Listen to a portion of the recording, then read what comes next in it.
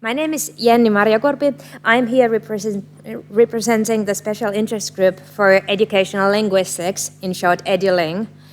Professor Myhill's research on language and literacy education is widely recognized and highly valued for its contributions to our understanding of the interplay between writing and grammar.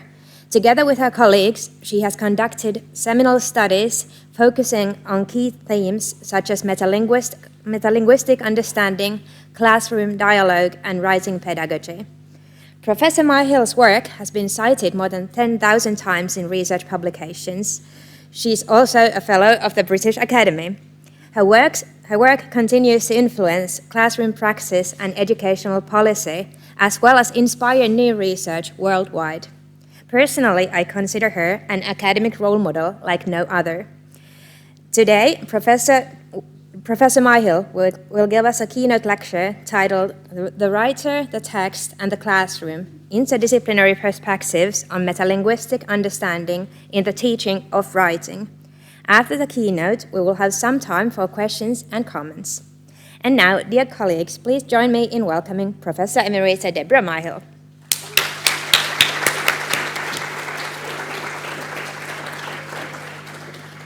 Thank you, Jenni, for such a generous opening, and I'm sure I don't deserve half of that, so thank you.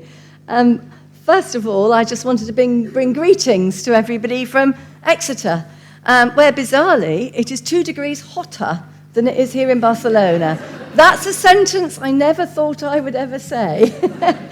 And I want to just say thank you. Gracias per convidarme a la bonica Barcelona per a questa presentació. Thank you for inviting me here. It's a great privilege to be here speaking with everybody else and listening to what everybody's got to say, as well as making my contribution. So I'm glad to be here. Now, that title, The Writer, the Text, and the Classroom, was very deliberately chosen because when we think about the act of writing, there is a tendency to see it as, it's an isolated thing about producing texts or even about being an author.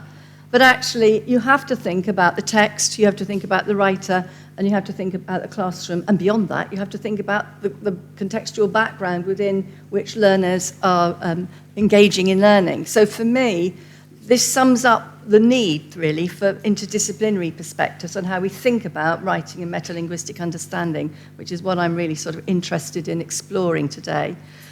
Just to give a quick overview of the presentation so you kind of know where I'm going.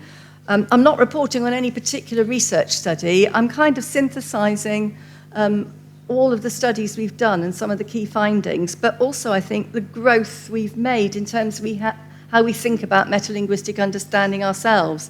Inevitably, when you're a researcher, you always know when you do the next project exactly how you should have done the last one. And so, I think it's a process. Being a researcher is a process of constantly recognizing what you could have done better and how you could improve things. And hopefully you're getting a touch of that today. I'm going to start just with a very quick overview on the state of play, really, with research on the teaching of grammar in L1. And it's important that it's about L1. The main thing here is that it's been beset. And actually, I've already been in several presentations where that sense of it being contested has already been mentioned. It's been beset with asking a question, does it work? Which is a question we don't ask about all sorts of other aspects of learning. We just assume it does. There's nothing wrong with asking the question, but it's being preoccupied with that. Often with a predetermined perspective of, yes, it should work, or no, it shouldn't work, which is not a researcher's perspective on anything. It has historically been very limited in its theorization. What theoretical basis are you looking at for either learning grammar or for grammar itself? Very limited consideration of how context may shape research outcomes.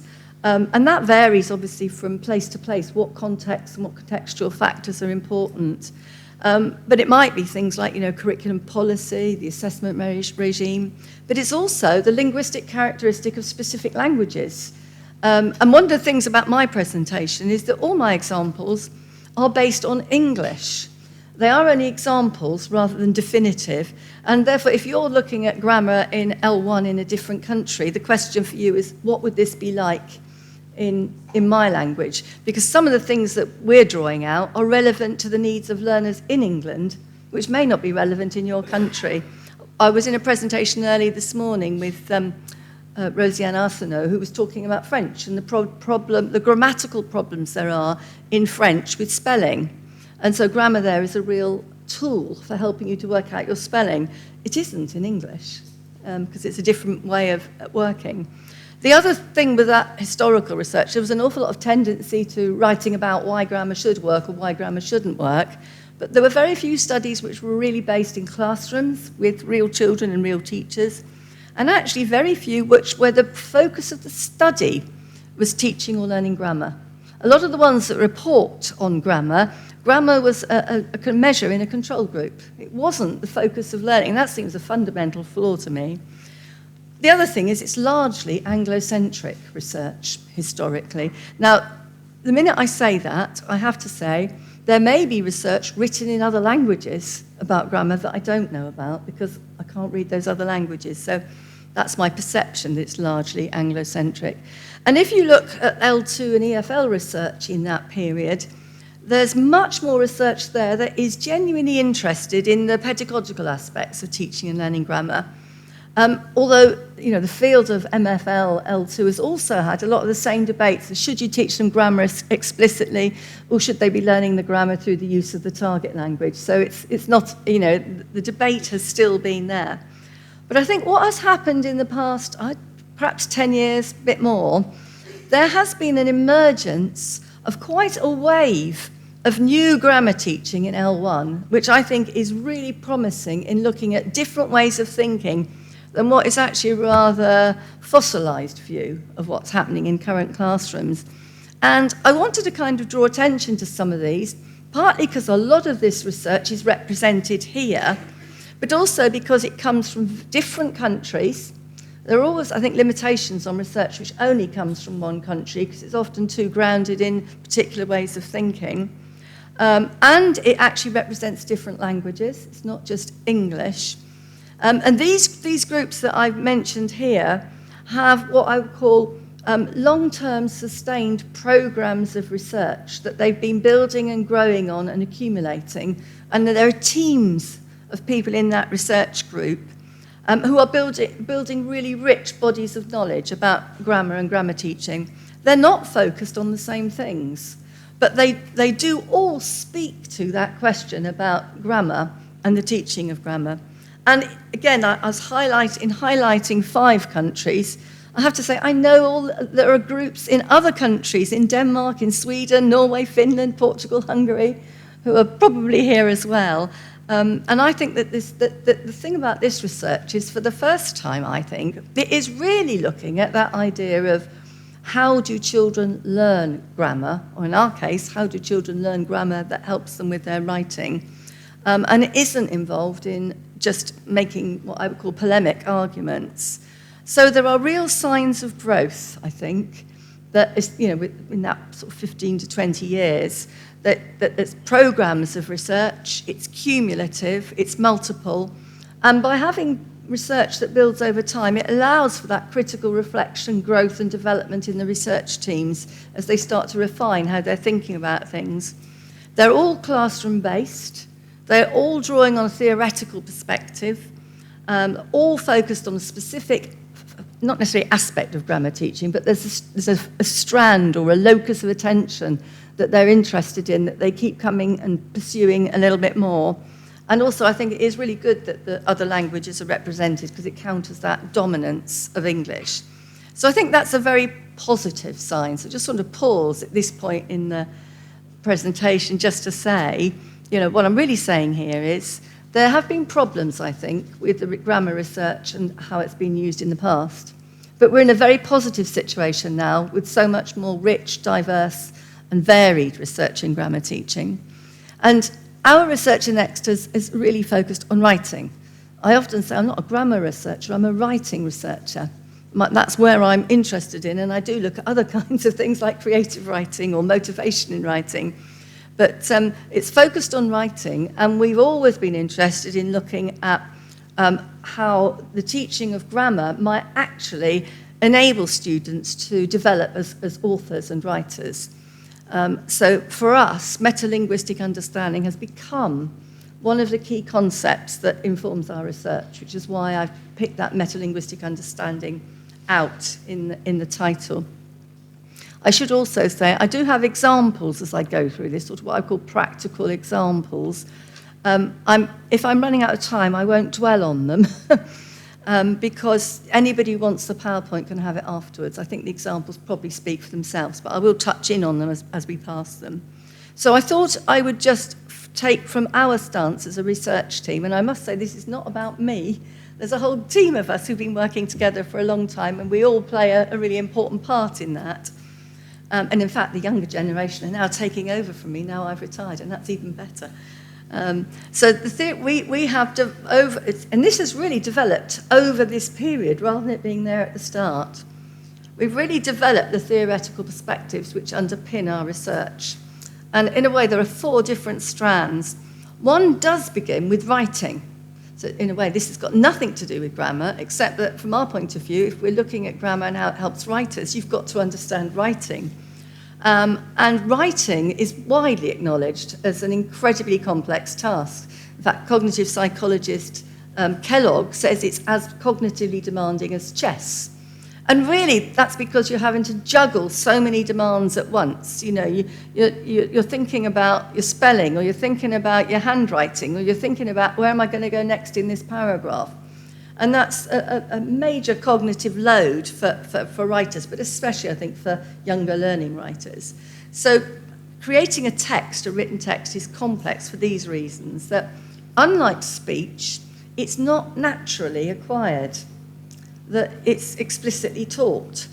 Although you have to recognise and accept, I think, that some learning does transfer from speech and from your reading experiences into writing. So there are elements, I think, which are naturally acquired, but certainly a lot of the expectations of what children have to write in school, they need to be shown how to write in that way. As I've mentioned, it's multidimensional. And in some ways, the grammar in the past has been beset, I think, by an argument about correctness and an argument about creativity and content knowledge or whatever.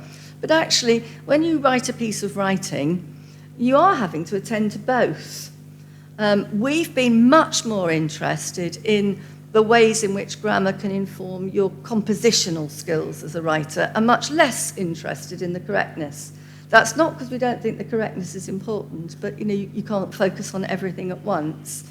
And I think recognising that there's that dual strand of how grammar might help with writing is important to acknowledge, particularly because the grammar may play more of a role in some languages than in others. And then the writer, I mean, one of the things I'm always reminding myself is that the writer is always a human, not some abstract thing. This is an individual with individual interests, motivations, experiences, but also they are always operating in a social context. And in fact, writing, language production, always takes place in a social context. You can't produce language without a social, communicative language anyway, without a social context.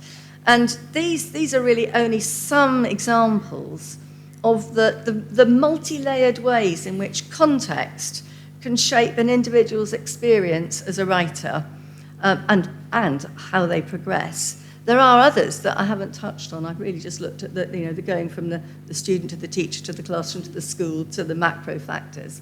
But all of those things influence what the writer brings to the task of writing, and that's a really important aspect of it.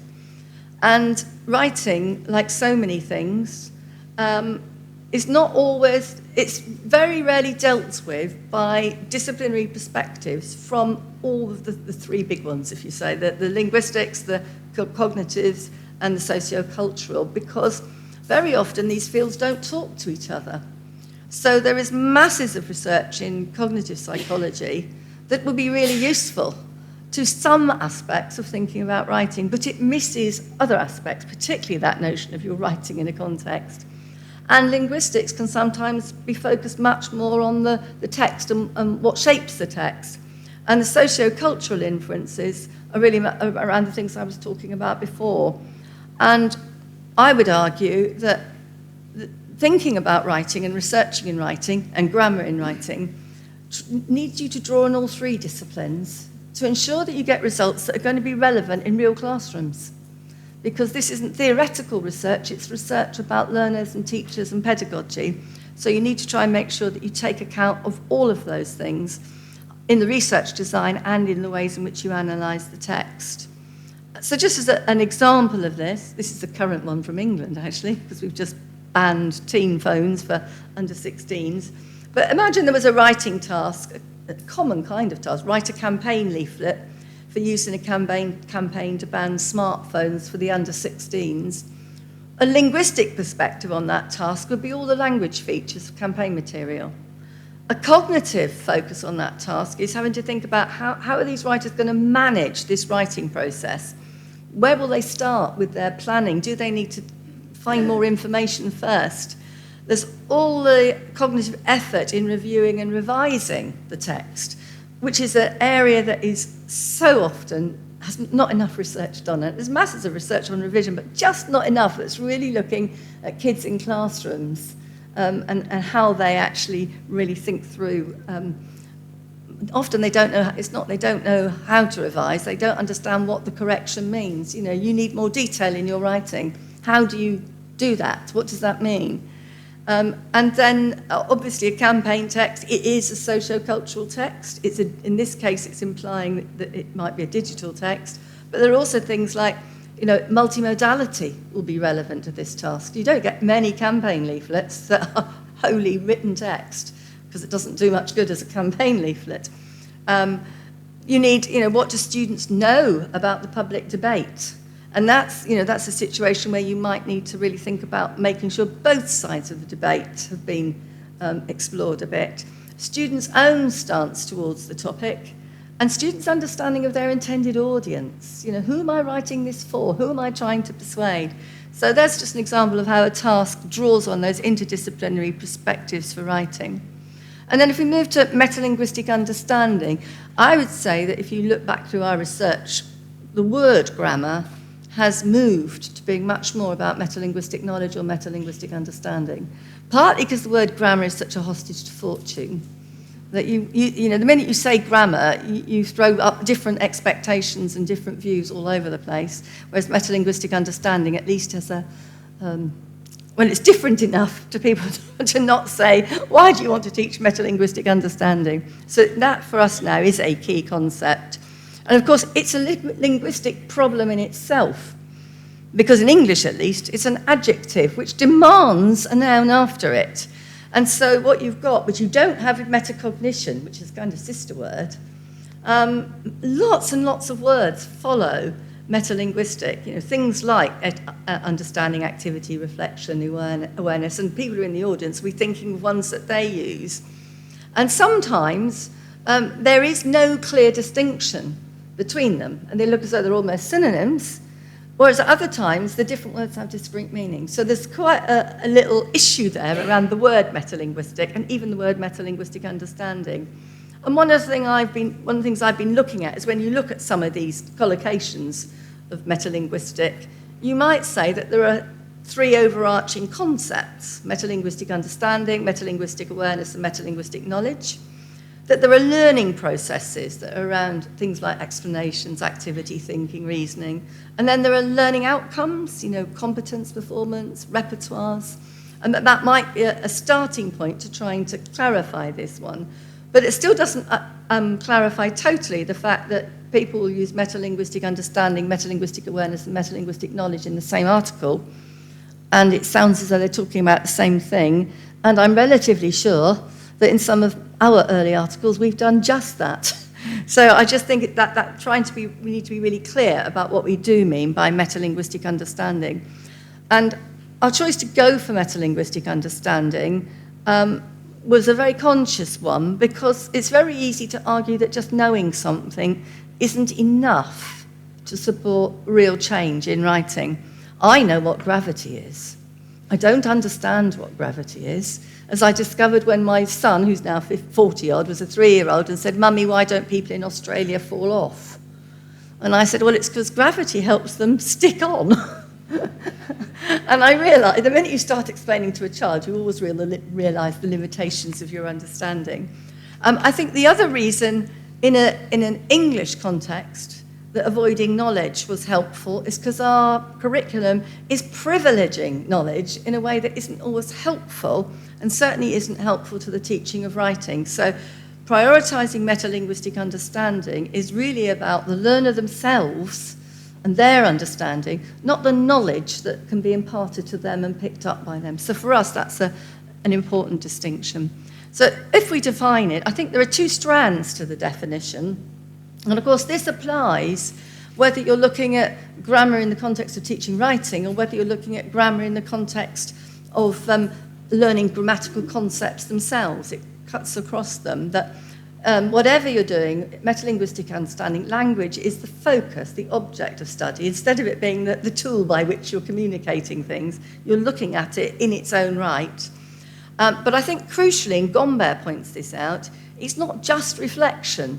Although it involves reflection and thinking, real metalinguistic understanding is followed by action, which, some change in your understanding or some change in how you're, in our case, how you're approaching your writing. So those are the kind of two key concepts. If we were to put it in everyday English, this is how I would express it, that it's about reflecting on and thinking about language and using that language using that understanding to regulate one's own language choices in writing for us.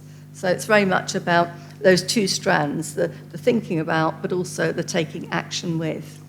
So again, there are interdisciplinary perspectives on the concept of metalinguistic understanding, mostly actually from linguistics and from psychology. So in the cognitive world, metalinguistic is very much about the thinking processes because it's about cognition. Whereas in the linguistic, it's much more related to the language, how it's structured, and the meta-language that will go with it. And sometimes in a linguistic perspective, there's a lot more interest in the grammatical terminology than there might be in the cognitive approaches. But actually, it's important not to ignore that there are socio-cultural implications again too, because it relates to both how language is shaped, but also how learning about language is shaped in the classroom. If you really want metalinguistic understanding as opposed to just knowledge, to me, it implies a different way of the teacher seeing themselves in the classroom, not as the master or mistress of knowledge that children have to learn from him or her, but as the orchestrator of activities which generate thinking and reflection and then enable them to show action. So the social action, the interaction and participation are part of how metalinguistic understanding can be realised in the classroom. And you could think about it in terms of these key questions. That if it's cognitive, it's, well, how do students reflect on and reason about language, because it's about thinking processes. If it's linguistic, what do students know about language as a system, or what do students know about language in this type of text? And sociocultural, how is students' language learning in my classroom shaped by social practices? And an example, I very nearly didn't use this one because I object to the picture. I kind of had to do it because of I objected to what it says about women and appearance and objectification of female bodies. But this is Jordan, who's a model, and I have no idea whether she's a model that anyone outside of England would know, which is why I've put it on there. And the picture says it all for you. This was from a data set that we have looking, and this is from a 15-year-old boy. The task was to write an argument justifying or rebutting the idea that celebrities earn too much. And there was lots about footballers. Should footballers be earning lots of money? Should the Harry Potter stars be earning that much money? But this boy took a different perspective and was talking about models as one of his arguments. And he wrote this little paragraph about Jordan, that lady. Is it because she makes music that truly touches millions of people? No. Is it because she writes beautiful, thought-provoking novels? No. Is it because she paints stunning pictures? No. It's purely the fact that she has huge breasts. And from a point of view of crafting writing, it's brilliant. He has played around with sentence structure, shortness, rhetorical questions, and a statement at the end to really draw in his audience before he makes his point. And one of the things I would often say is that using children's writing as the basis for discussion is also a really good thing to do because they are authors. So you could say here, you could set up some paired discussion that's designed to promote metalinguistic understanding about those choices. If you say, well, what can you say about the sentence structure in this paragraph? That's obviously a linguistic aspect of metalinguistic understanding. If you move to why do you think the writer chose this pattern of sentences, or how could it have been written differently? Those are cognitive questions. And then if the teacher that's for paired discussion, that's important too. The teacher gets the class into pairs and then takes feedback from those pairs and then moves on from that, generating whole class discussion about that rhetorical sentence patterning in argument that's in that boy's writing. In a way, the entire discussion episode is sociocultural. So you can see all three perspectives playing out in just one tiny classroom task that's looking at exploring how language is used. And then the third view that we've taken is really about, well, what do we think grammar is and what's our view of grammar? Because there are lots and lots of different theoretical grammars. The word grammar is polysemic, so it's got lots of different meanings. So if we're talking about grammar, what do we mean? And for me, this is where a lot of the debates about grammar have misunderstood. That one person is talking about grammar in one way, one's talking about a different kind of grammar entirely. We, right from the start actually, have drawn very heavily on the work of Halliday in the Sydney School in Australia. And I've worked a lot with classroom researchers over there, which has been enormously helpful to me. And what Halliday, of course, stresses is language occurs in a context. Writing occurs in a context. What goes into a text is shaped by the purpose for that text and the intended audience for that text, not by a set of rules about what that sort of text should contain. And it's a way of looking at grammar. Not all linguists will agree with this at all, but it's very helpful from an educational perspective. And he talks about, we need to get rid of the traditional thinking of language to look at the systems way of thinking, where you're getting at the nature and the dynamics of language and how it operates. And so basically we've taken Halliday as our theoretical basis for how we see language. And actually Halliday did talk about language as relating to choice, but so have other grammarians such as Carter and McCarthy and David Crystal. So the notion of grammar of choice brings together quite a few linguists. What we haven't done in our research, if those of you know Halliday and know systemic functional linguistics, we haven't used the meta-language of systemic functional linguistics because it's not the grammar that's reflected in our national curriculum, and it's just too difficult to try and teach. It would be impossible and unfair to ask teachers to teach terms which are not the terms that the children are expected to learn. So we are using the terms in our national curriculum, which are fairly traditional grammatical terms. And a way of looking at that quickly here, that the writing task is really looking at character. How do you establish character in a narrative? And this is just a small extract from a children's book that's a retelling of the Arthurian legends. And the Molpergo does something interesting by moving those adjectives after the noun, because most of the time in English, the adjectives precede the noun. There's something slightly disruptive. It is quite a literary way of thinking. And that can be drawn out and help children to think about it. So you can give them those two choices. You could write option 1, or you could write option 2. And crucially, both are grammatically correct. So why do you think Michael Morpurgo chose to put adjectives after the noun in his description of Guinevere's finger? So you get the discussion about why. And by seeing examples of things, children can often explain something that they've never noticed before, because they've never had their attention drawn to it. This one is relatively straightforward, because most of them notice that it draws attention to what her fingers look like, not to fingers themselves, but to the fact that they're long, white, and dancing. It can also be really useful to do this where there's different ways of doing it, and you could make good arguments for which you prefer. So you're not suggesting that there's a right way to do it. You're suggesting you really want to think about the choices you're making as a writer. What do you want to do in this text at this point? And then the last theoretical perspective builds on that metalinguistic understanding to look at dialogic metalinguistic talk.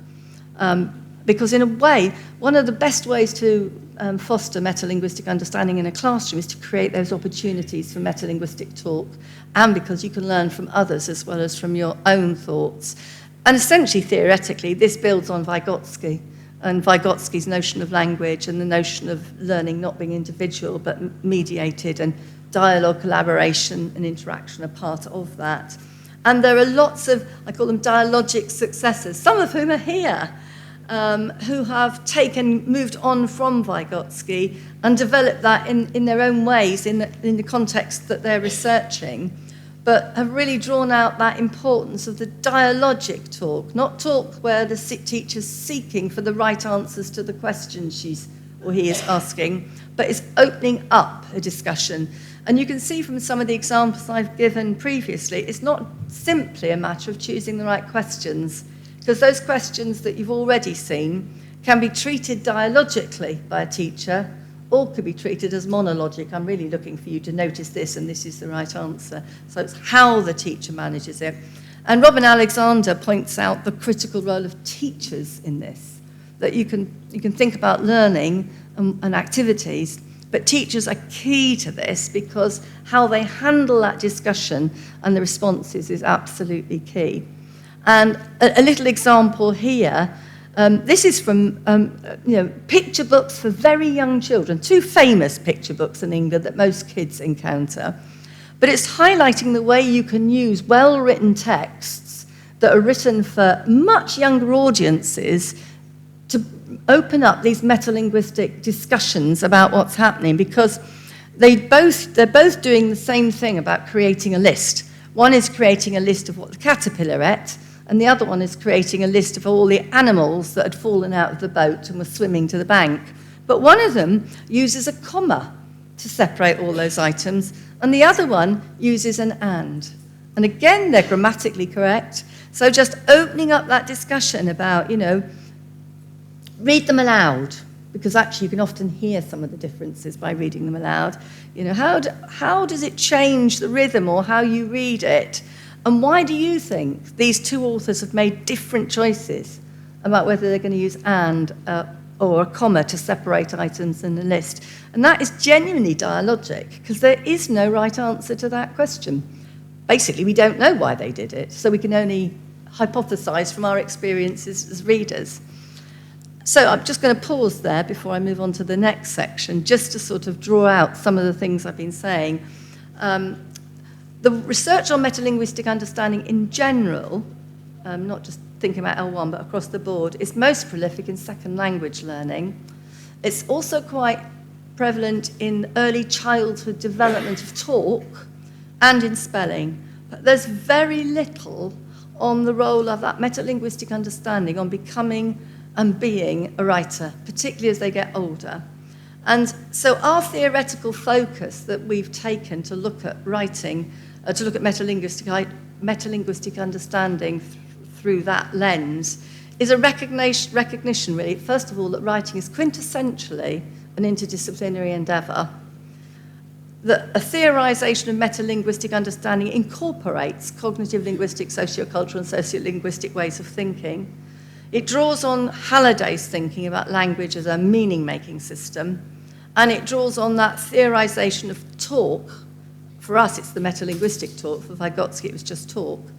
And his successors that are exploring dialogic talk. So I'm going to look at theory to practice and just sort of share bits and pieces from our research that sort of pick up on some of those ideas. And we've conducted all sorts of different methodologies. And again, that's one thing that I would say I've learned as a researcher, is how important it is not to stay stuck in your own methodological groove, but to move out of it and try other methodologies too, because you can end up being narrow-minded. I think I could be accused of having been narrow-minded in the past. I hope I'm less so now. But I think that using multiple methods, not all at the same time, but really thinking about what do I want to know and which methods are going to serve me best. And we've done, I think it's 15 studies. It's been conducted over 20 years. And we've been kind of refining, adapting, problematizing, and questioning that over time. And certainly I would say where we are now is certainly not where we were 20 years ago. But the primary goal is that goal of really understanding what's happening in actual classroom practice, not to prove we're right. So we often report, we always report if we've got data to evidence it.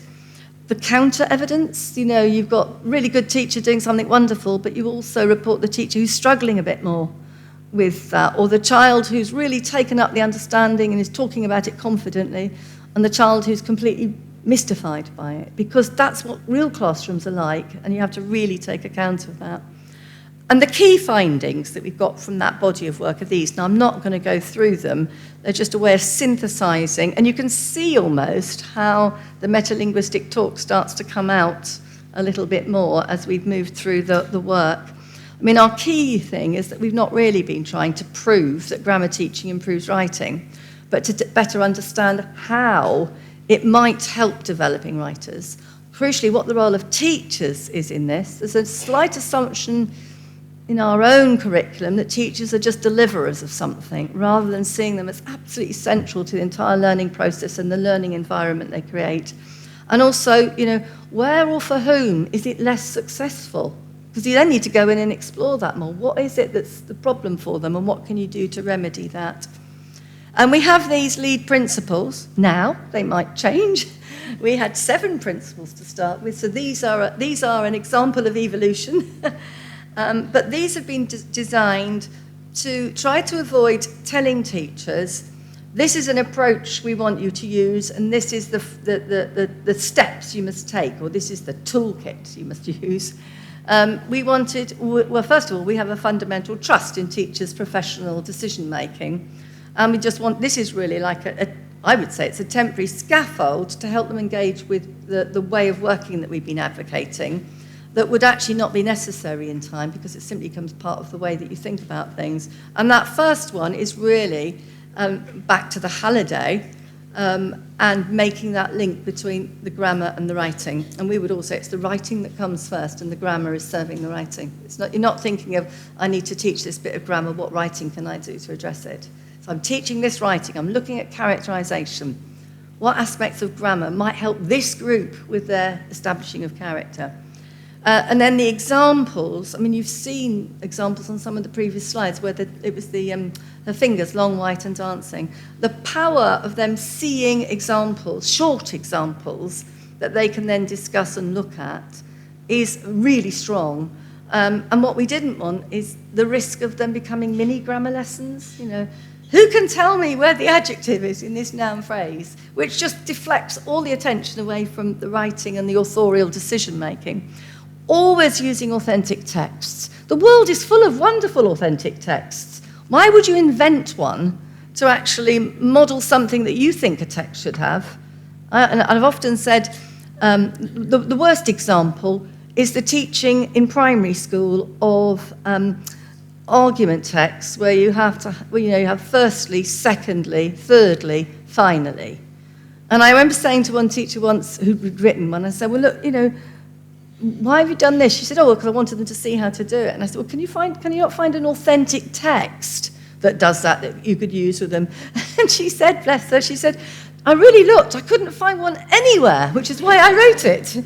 And I don't say that's not to be negative about that teacher, because she was trying very hard to do it, but it's more the context in which she was teaching, with very formulaic ways of writing being prescribed.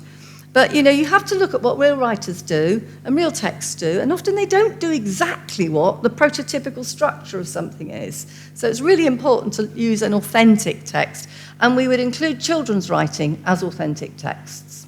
They have written them, and they are authentic.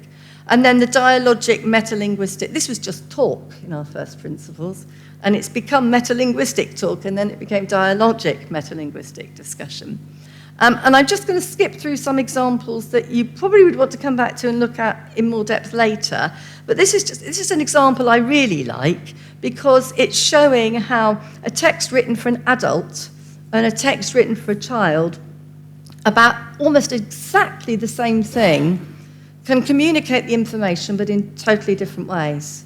The book Nano, it's one of the award-winning non-fiction books for children in England. And then the other one comes from a website from the very excitingly named National Institute for Occupational Safety and Health. I don't know why they're dealing with nanotechnology, but again, they're authentic texts. They came from real places. But you could look at that and think of, how would I use that with writers to explore the different options that these writers have made and why they've made them, and that difference between writing for a younger child, where you're trying to explain something, and writing for an adult audience. Doesn't mean that you'd agree with everything that either of them have done. It's really just drawing out that discussion. And then the next one is from Roald Dahl. I picked that because most people know Roald Dahl.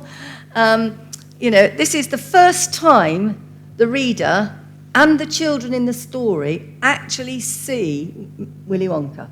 He's been talked about all the way through the book, but he's been very secretive and hides away in his factory. And it is set out like this. I haven't set it out in a particular way. It's set out as 7 separate paragraphs, and then 7 separate paragraphs, and then an 8 longer one. And so you could invite children to think about, what can you say about Dahl's language choices in this description, about how he's described Willy Wonka, and then try to push them a little bit in terms of pinning down what they're talking about. Can you be as specific as possible in naming the language choices? Can they use the terminology? And I'm going to come back to terminology, the meta-language later. But you can see how that, that it just opens up that discussion. Then you might look at some of the things that Dahl does do. A lot of this is about the noun phrase description. Not all, but a lot of it is. But it's also that sort of the imagery of brightness, marvellously bright, sparkling and twinkling. His whole face was alight with fun and laughter. And you can have that conversation about, well, what kind of man do you think he's going to be? Is he what you expected him to be as the owner of the factory? And then this verbalization of trying to put into words that connection between what the writer's trying to do in terms of characterization and the language choices made that seem to serve that end. The noun phrases are creating quite a strong visual image. It helps you to know what you look like. Sometimes, this is this thing about when you get children talking about things, they're constantly noticing things that you hadn't noticed. That's the brilliant thing about working with children. It was why I became a teacher. But one class that I saw discussing this talked about how it went from top to bottom.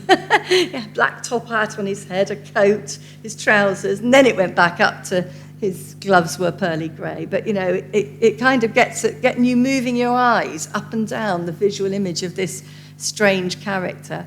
There's the imagery of light, and then that question, why?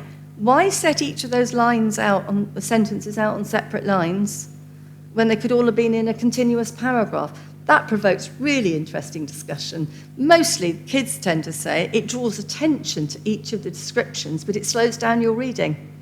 That you pay attention to each of the descriptions because it's set out almost with bullet points rather than being a piece of continuous prose.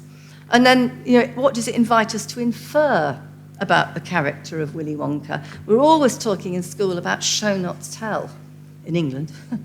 But many children don't understand what that really means. These can be an example of show not tell. You don't say he was an eccentric man. You show that he was an eccentric man by what he's wearing and how he behaves and what he looks like.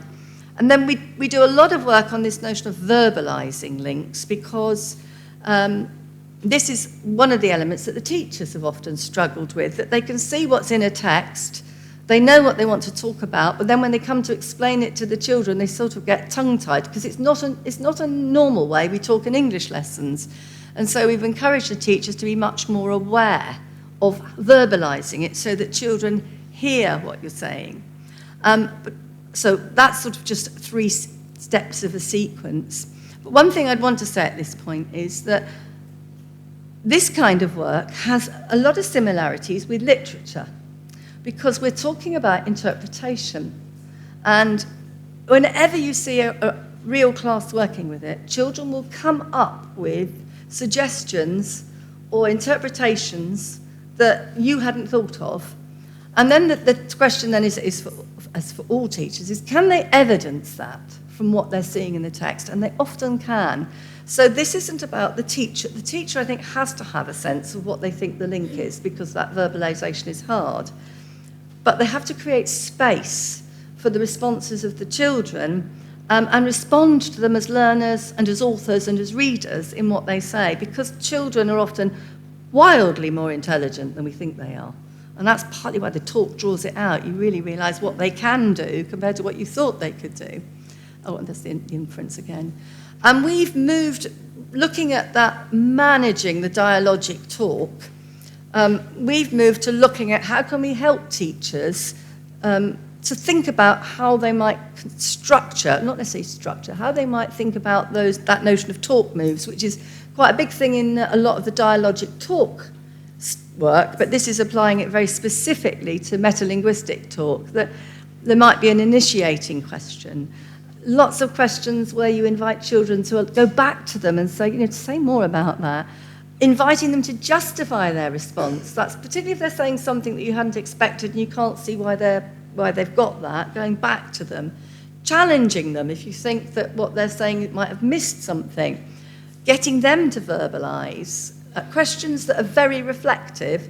And because these are real classrooms, sometimes a child will make, because we're talking about grammar, sometimes a child will make a mistake like, that adverb there, but it isn't an adverb. And what you don't want to do is to disrupt the lesson by deviating and talking a lot about adverbs, but you don't want to let the error just go past. So you just do it very quickly. No, it's not an adverb there, it's a noun, and then go on and follow straight on. So there's always that aligning question. And then building on that, we've got examples of the kind of questions which might model that kind of talk move. Although I have to say, the key thing is the questions might create that. A lot depends on what the teacher does with the responses. It's not just the questions, it's how the responses are handled. So we would talk about from talk to text, but also, and more talk, that metalinguistic understanding and metalinguistic talk runs through the entire process. It allows you opportunities to connect, talking, reading and writing.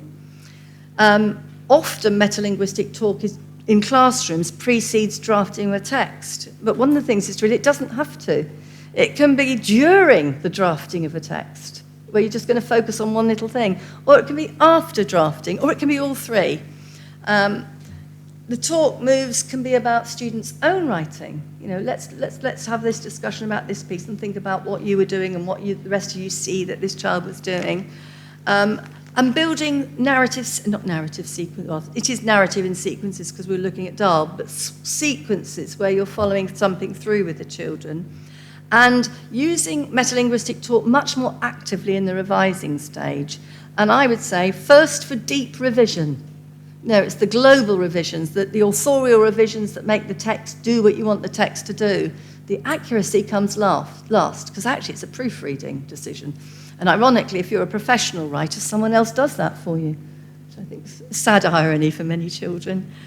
So I want to end with just looking at what might be future directions from research, not just from our research, but from my awareness of all these things that are going on elsewhere in this field and where we might go. So these are just a sort of fairly random set of thoughts. But that thing about the role of the metalinguistic terminology, what's the role of grammatical language and everyday language?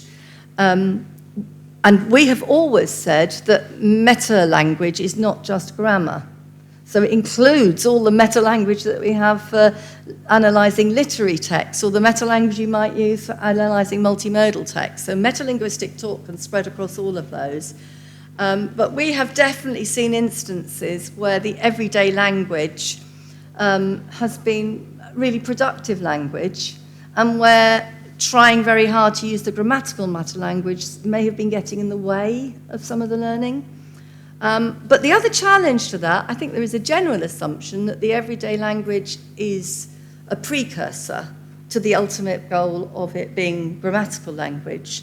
And I question as well, more research on, is that pathway that rigid? Or are they co-developing? I suspect it's much more likely that the two co-develop. What grammatical terminology, if you are looking at terminology, is most useful to support learning about writing and about being an author? And that will vary from language to language. One of the things in our curriculum is they all have to learn what the subjunctive is for their writing, which is a monumental waste of time in English because it really doesn't exist anymore except in archaic phrases. They don't need to know. So why are we spending all our time confusing them trying to identify subjunctives? This issue of learning transfer and processes, I think, is where I'm really interested. What are the problems that occur and where are the good things that occur? You can see metalinguistic understanding demonstrated through talk. How does that get realised in writing, if at all? Should we expect it to be realised in writing there and then? Or is it something that stews for a while and is manifest later? There's lots there. I think there's lots around trying to get rid of our divides of are we L1, L2, EFL. It's something I've been feeling for a long time. Those terms are kind of redundant anyway these days. You know, in every L1 classroom in England, pretty much, there'll be somebody who is not an L1 speaker. In some, most of them will not be L1 speakers, so we're really talking about L1 instruction rather than L1 speakers, and that work in multilingualism and plurilingualism. There's a lot there about cross-linguistic grammatical learning, students' language as a resource for learning, so I think there's lots there. And then that sentence, that idea from those groups that we can see, and this burgeoning of people coming to research grammar, how can we make better connectivity between them? How can we get perhaps some international research projects which cross language boundaries and national boundaries, and maybe incorporating different focuses? I think it would just enrich it rather than everyone staying in the same groove. So I'll end it with one of my favourite quotes from Ernest Hemingway about writing. I love the fact that it's a reminder that no one ever gets it right, and we should remember that for the kids in our classroom, but also that notion of apprentices in a craft. And I think what we feel is that the approach we're taking to the teaching of writing is helping children to be apprenticed into that craft. So I'll stop there and I'll open it up for questions. And please do ask questions, not difficult ones.